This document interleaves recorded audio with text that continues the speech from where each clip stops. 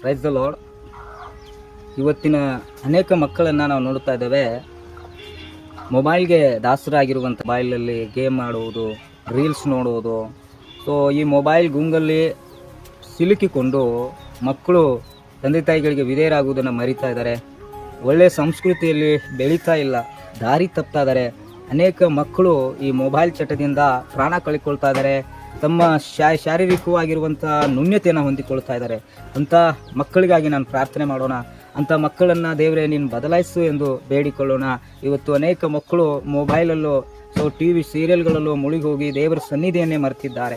ಅಂಥ ಮಕ್ಕಳನ್ನು ದೇವರು ತಾನೇ ತನ್ನ ಸನ್ನಿಧಿಗೆ ತರುವುದಕ್ಕಾಗಿ ಪ್ರಾರ್ಥನೆ ಮಾಡೋಣ. ದೇವರು ಹೇಳಿದ್ದಾರೆ, ಚಿಕ್ಕ ಮಕ್ಕಳನ್ನು ನನ್ನ ಬಳಿಗೆ ಕರೆದುಕೊಂಡು ಬನ್ನಿರಿ, ಪರಲೋಕ ರಾಜ್ಯವು ಇಂಥವರದೇ ಎಂದು ಪ್ರಾರ್ಥನೆ ಮಾಡಿಕೊಳ್ಳೋಣ.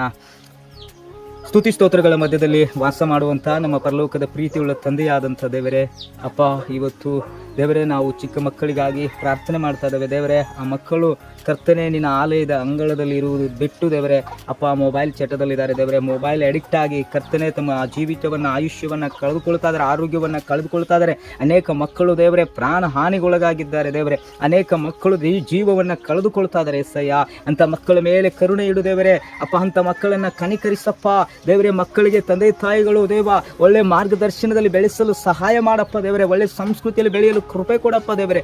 ನೀತಿ ನಡವಳಿಕೆಯಲ್ಲಿ ಉತ್ತಮವಾಗಿ ಬೆಳೆಯುವಂತೆ ಸಹಾಯ ಮಾಡಪ್ಪ ದೇವ. ಅಂತ ಎಲ್ಲ ಮಕ್ಕಳನ್ನ ಅನಾಹುತದಿಂದ ತಪ್ಪಿಸಿ ಪಾರು ಮಾಡಿ ನೀನು ಕಾಪಾಡಬೇಕೆಂಬುದಾಗಿ ನಂಬಿಕೆಯಿಂದ ಪ್ರಾರ್ಥನೆ ಮಾಡಿ ಬೇಡಿ ಹೊಂದಿದ್ದೇವಪ್ಪ ನಮ್ಮ ಜೀವವುಳ್ಳ ತಂದೆಯೇ. ಆಮೇನ್, ಆಮೇನ್.